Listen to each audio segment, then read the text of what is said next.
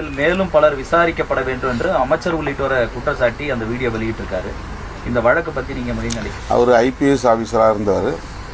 அவருக்கு இன்வெஸ்டிகேஷனா என்னன்னு தெரியும், இன்ட்ராகேஷனா என்னன்னு தெரியும், நீதிமன்றத்தில் வழக்கு விசாரணை எப்படி நடக்குங்கிறது தெரியும்.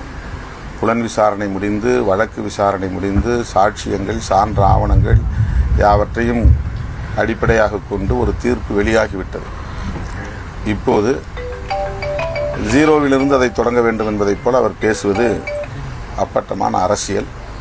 வேண்டுமானால் அவர் இந்த தீர்ப்பிலே உடன்பாடு இல்லை என்று அப்பீலுக்கு போகலாம், மேல்முறையீட்டுக்கு போகலாம்.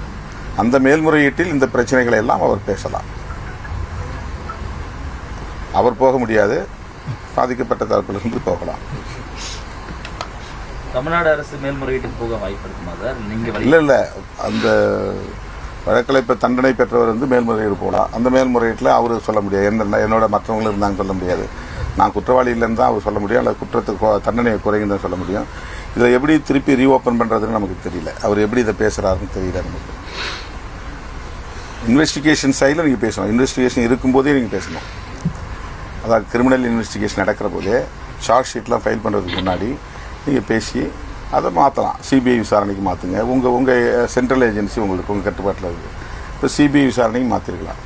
இது முடிஞ்சு போயிடுச்சு. இது முடிஞ்சது பிறகு இதை எப்படி ரீஓப்பன் பண்ணுறதுங்கிறது அவர் தான் சொல்லணும், ஒரு ஐபிஎஸ் ஆஃபீஸர்.